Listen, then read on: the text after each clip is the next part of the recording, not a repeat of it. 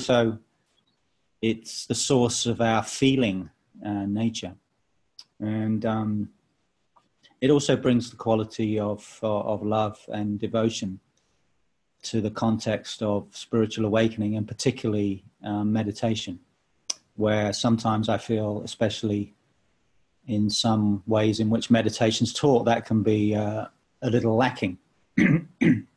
It certainly was in the Buddhist context that I had previously been a part of.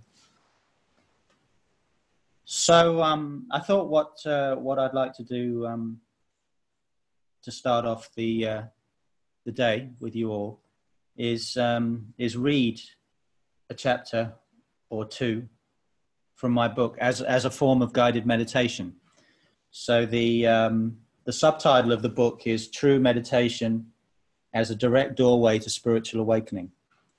So meditation has been at the core of my own journey, and so much of the book is about meditation, and also about meditation in a much wider context than just a sitting practice. So yeah, I'll just read, and I think it will work quite well as a guided meditation. So let's begin. And let's begin just by sitting comfortably. Make sure you're sitting up straight. And close your eyes if you prefer to meditate with eyes open. That's also okay. Probably best not to look at the screen though. But close your eyes if you prefer, and relax and take a few deep breaths.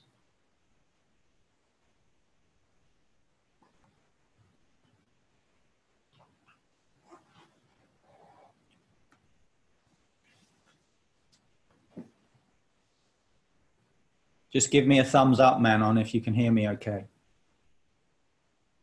Okay. So take a few deep breaths and make sure that you're breathing all the way in, all the way down into the belly, into the abdomen. Many of us habitually only breathe into our chest, into our lungs. And that's often one of the simple reasons that we're living in a state of more or less constant existential tension.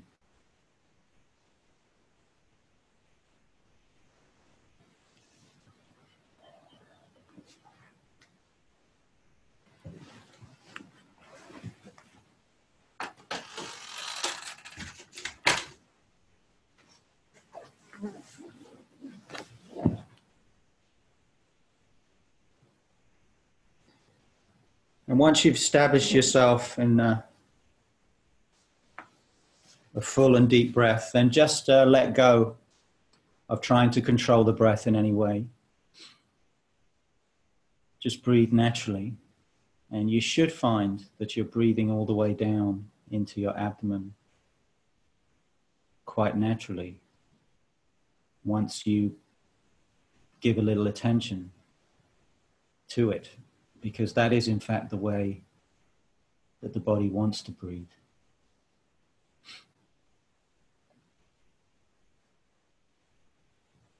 And I always suggest at the beginning of a meditation period to simply be attentive to the breath.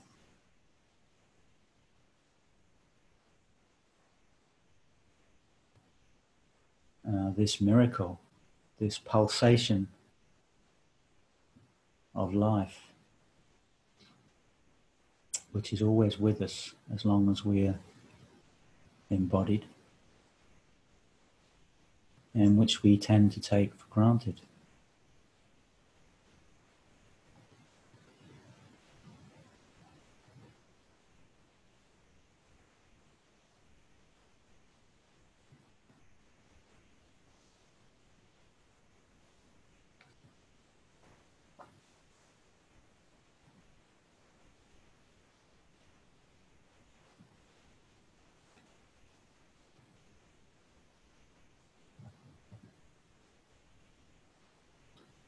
And allow yourself not only to observe, but also to feel the sensation and movement of the body breathing.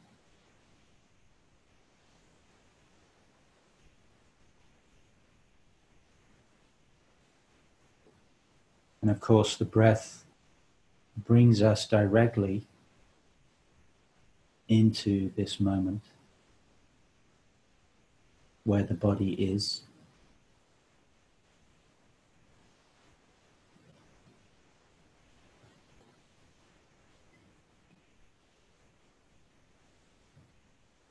And the breath also potentially opens us up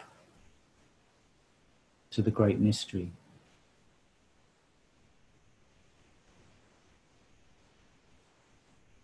Because it is not really us as an individual that is breathing.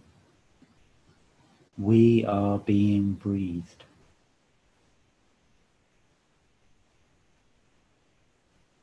By life itself. By the great process that is animating everything.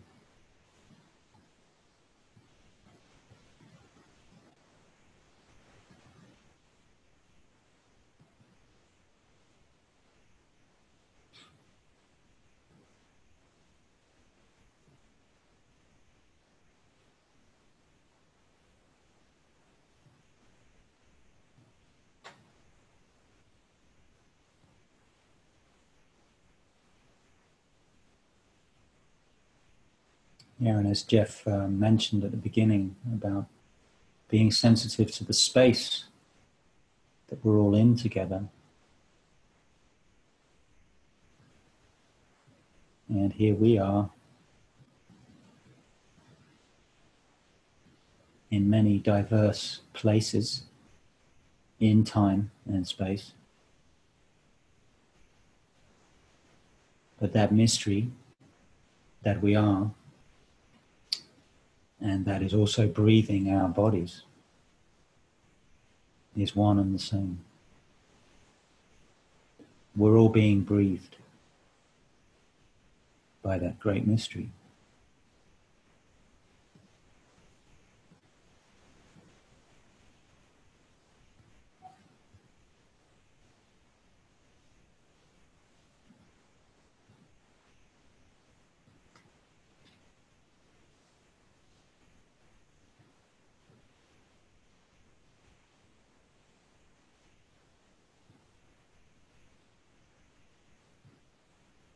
So meditation on the sensation and movement of the breath. It's the simplest and most direct form of meditation on an object. And of course, there are many other forms. One can meditate on a mantra, on a visualization, etc. But the breath is the most down to earth and direct and always available object.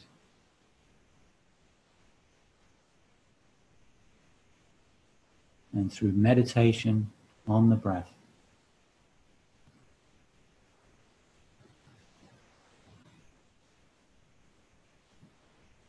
it can help us discover and become established in a fundamental sense of equanimity and contentment. So it doesn't matter if the mind gets busy or distracted. We're simply bringing our attention back to the sensation and movement of the body breathing.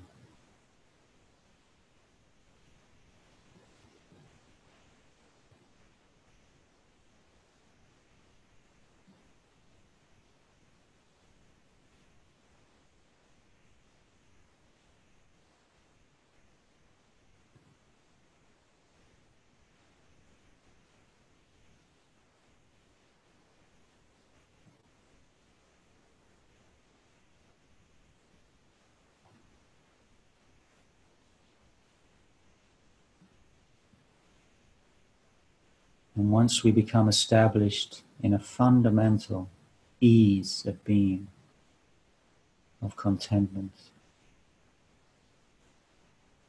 which doesn't mean that our mind is perfectly quiet. It doesn't mean that we might not be experiencing some difficult or unpleasant content. It simply means that we're at ease. We're not experiencing any significant resistance to simply being here now, simply meditating.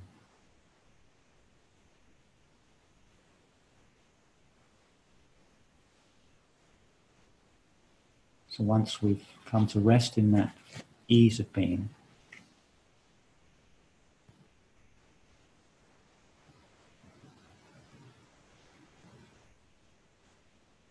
I encourage you to gently let go of focusing on your object, the movement and sensation of the breath in this case, and allow your awareness to open and expand into meditation without an object. To do this, you simply let go of focusing on anything at all,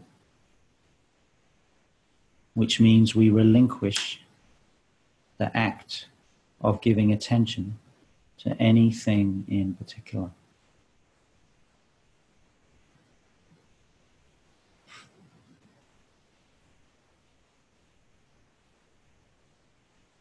The act of attention is the motivating principle of mind.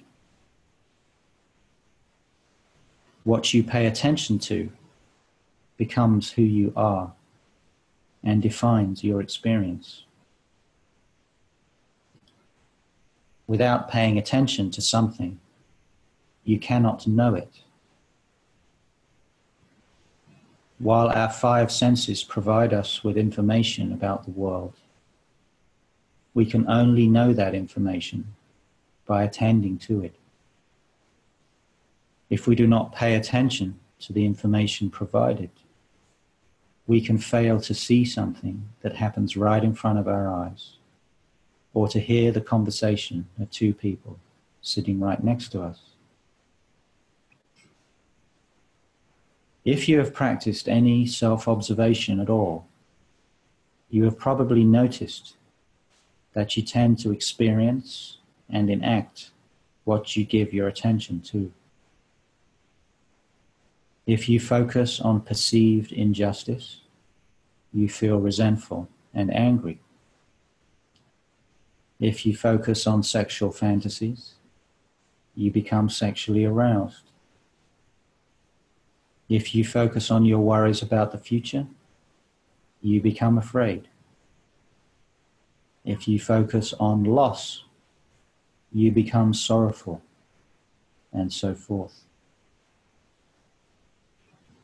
So if we want to go beyond that mundane, self-contracted activity of the ego I, we have to become responsible for the act of attention itself. Otherwise, we will remain bound and distracted by the conditioned force of egoic habits. Because consciousness is not an object, what we need to do to obtain clear knowledge is to withdraw our attention from all the objects known by our attention.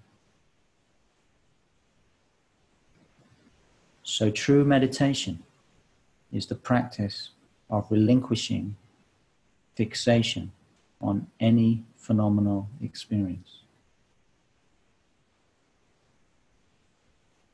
The way that this is approached is by simply letting everything that arises, every sensation, feeling, thought, and perception be exactly as it is, free from desire, fear, judgment, and manipulation of any kind whatsoever.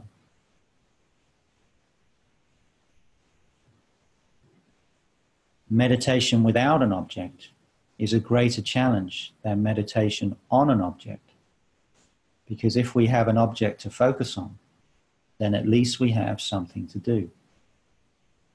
We have a method or technique to practice, and so we have something to direct our attention towards. Meditation on the breath of life can help to ground us in the present moment and free our awareness from aimless distraction. By focusing our attention one-pointedly on the movement and sensation of the breathing, to the exclusion of all other objects, we can develop a state of meditative concentration that can lead us into a peaceful, deeper state of consciousness.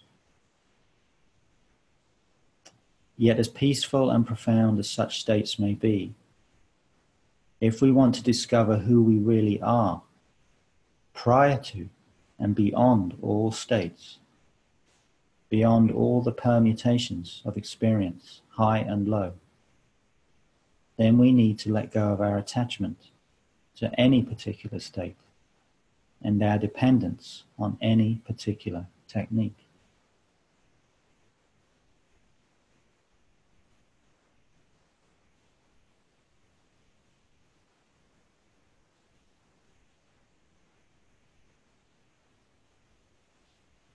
The practice of letting everything be as it is simply means that we detach from the habitual wandering attention of the ego I and rest in the position of what is often called the witness.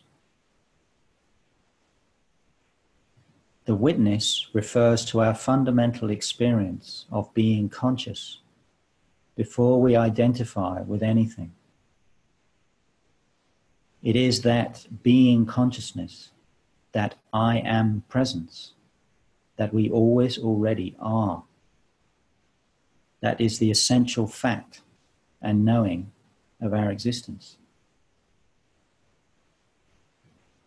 Resting as the witness, we already see, feel, and know without any reflection, motive, or effort of any kind whatsoever. As the witness, we perceive everything, and yet we are untouched by anything. This is why it is often described as the mirror mind in Buddhist literature. We simply see without interpretation. We simply know without knowing. We are simply conscious without being self-conscious. Your essential experience of being conscious right now is it.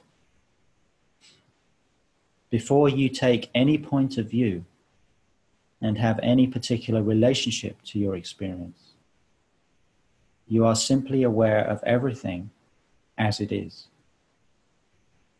That is the witness or witnessing consciousness. The key distinction to understand here is that attention is motivated and witnessing is motiveless. You, as the witness, do not do anything. You do not direct attention toward anything in particular.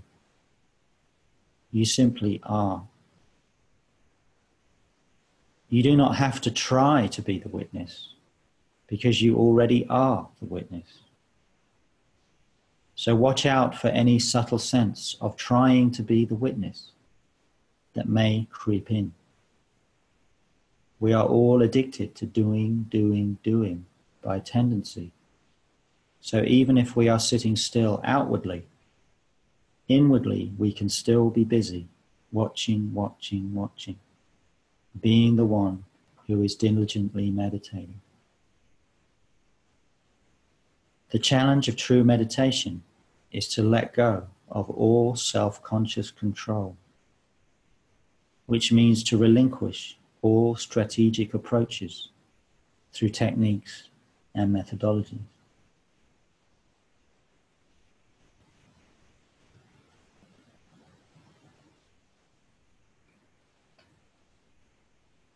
So no matter what arises, whether pleasant or unpleasant, you resolve to simply let it be as it is. However, when you attempt to let everything be as it is, you will almost definitely discover that you don't want to do it.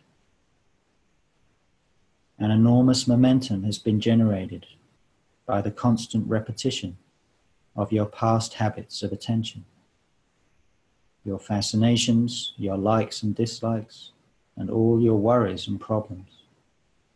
And this momentum makes it appear as if your mind and emotions are tormenting you. But if you truly aspire to awaken to a deeper dimension of being, you will resolve to rest in and as the witness, no matter how many times you appear to get lost. If you simply and gently persist in letting everything be as it is, and letting everything be as it is, and letting everything be as it is, and every time that you notice that you have become identified with a train of thought, then you simply let that be as it is, and step off the thought train. You will eventually discover space.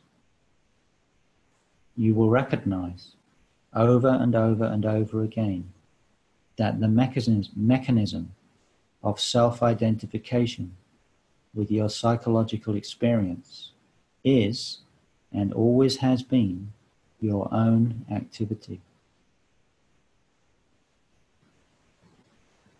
This consistent recognition and relinquishment of every movement of identification with any object that arises progressively enables you to let every thought and every feeling and every sensation be as it is, no matter what.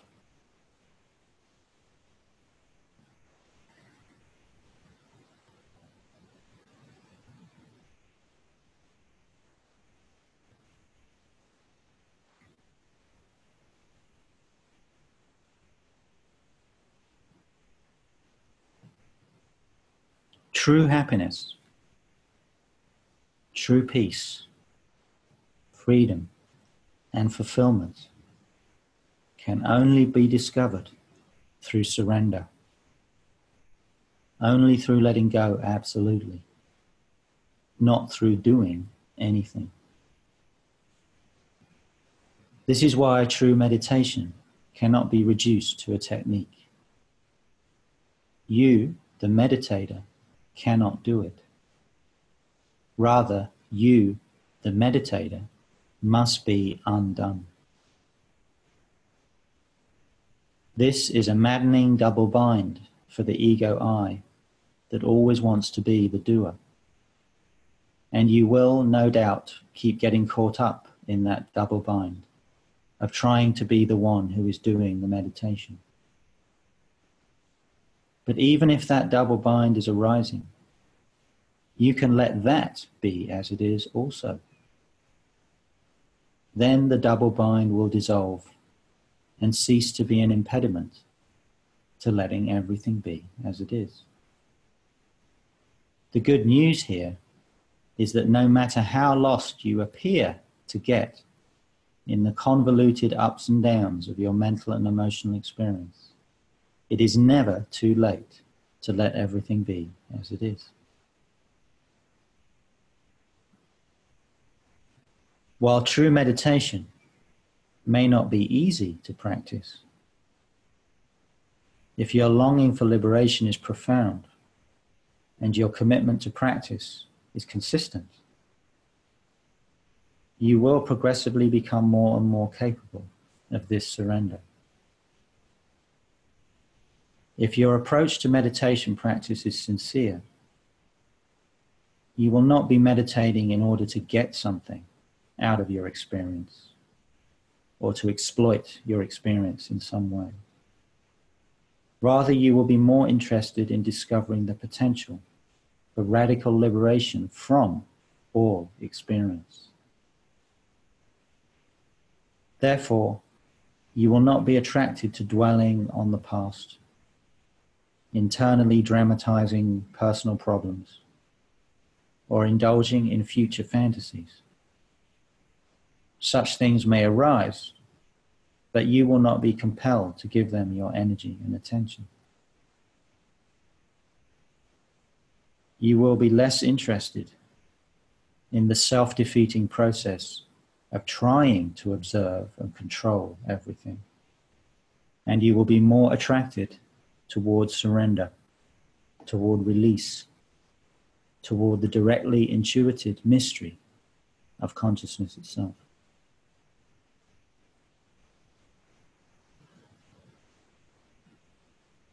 If there is sincere aspiration, then the inner attitude or posture of true meditation is one of profound self-forgetting, surrender, and sacrifice of our habitual narcissistic focus on the highs and lows of our psychological experience.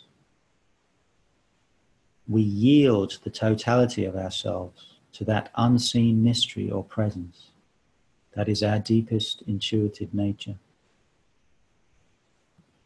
Thus we free our attention and energy from the self-contraction that is defined by moment-to-moment identification with the body-mind. This posture of self-surrender must be as constant as possible throughout our meditation, and indeed throughout our entire life, so that we are continuously able to rediscover the ever-present ground of spiritual freedom here and now.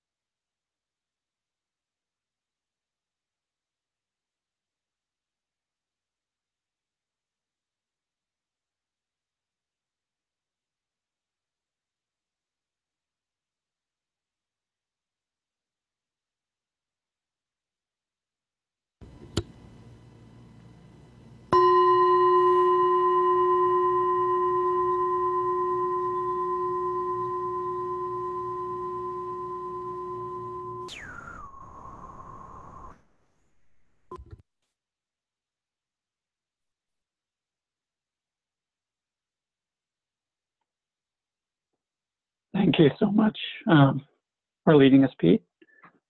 And we'll regroup in 15 minutes.